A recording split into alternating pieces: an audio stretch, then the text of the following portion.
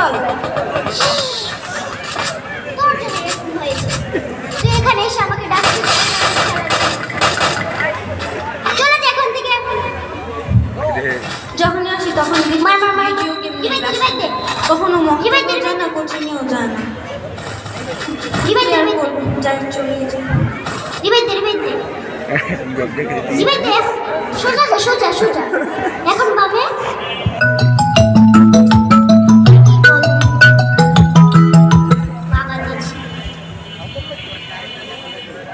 মার মার মার মার। রিবাইতে রিবাইতে।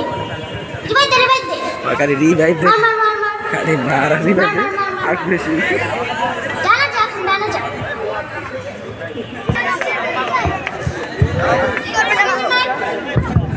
রিবাইতে রিবাইতে। Wow.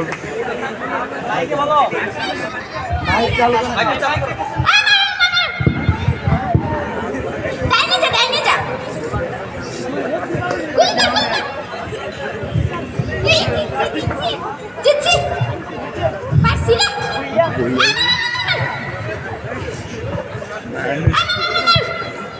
রিবাইতে রিবাইতে। কি ও সুমাইয়া না?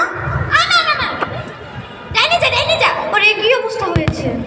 এইখানে কি হলো? কি হয়েছে এখানে? দেখ কোন আমাদের সঙ্গে মক্তবে যেত প্রতিদিন। হ্যাঁ এ তো সুমাইয়া। গুলি কর গুলি কর। সুমাইয়া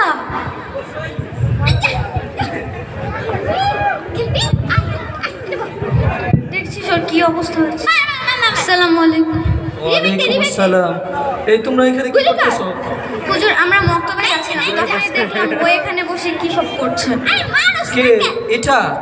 এটা তো সুমাইয়া, আমাদের পুরাতন ওই তালিমুলুমে পড়তো না আগে। জি আমরা তো প্রতিদিন একসঙ্গে মক্তবে যেতাম। ও আচ্ছা, আজকে এর ওই অবস্থা। আর কি করতেছে এখানে? মূলত হচ্ছে আমরা যখন ওর বাসায় দিতাম ও দেখতাম ভিডিও গেম নিয়ে ব্যস্ত থাকতো, মাঝে মাঝে ও মক্তবে আসা বন্ধই করে দিত। তো এখন ওর এই অবস্থা। ওর তো কোনো পাগলের মতো মনে হইতেছে। জি ও হয়তো গেম খেলতে খেলতে পুরো পাগল হয়ে গেছে। আস্তাগফিরুল্লাহ। এই সুমাইয়া, তোমার এই অবস্থা কেন?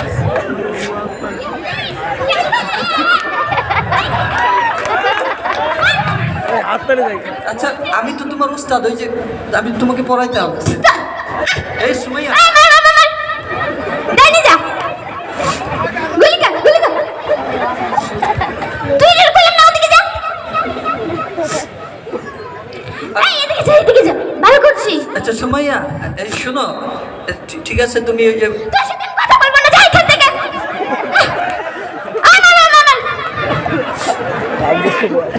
গুলি কর গুলি কর। আসলে দেখেন আজকে আমাদের বাচ্চাদের যে অবস্থা, মার মার মার। এটা কেন বুঝতেছেন তো? ডাইনে আজকে যা। আমাদের সন্তানদের, এই কোমলমতি শিশুদের প্রতি প্রতিটা পিতামাতা সতর্ক দৃষ্টি না রাখার কারণে সন্তানকে ভবিষ্যতে কিছু একটা বানাতে হবে, ভবিষ্যতে সন্তানকে বড় করতে হবে, সেই ধরনের কোনো লক্ষ্য না থাকার কারণে সন্তানের প্রতি ভাই দিদি। সুদৃষ্টি না রাখার কারণে আর নিজেদের প্রতিটা পাপমার কথা বলতেছি, নিজেদের কাজের ব্যস্ততার ফাঁকে একটু সন্তানকে আমরা কি করি না, সতর্ক দৃষ্টি রাখি না যে আমার সন্তানটা কি করতেছে। সত্যি সত্যি আজকে ঠিক না?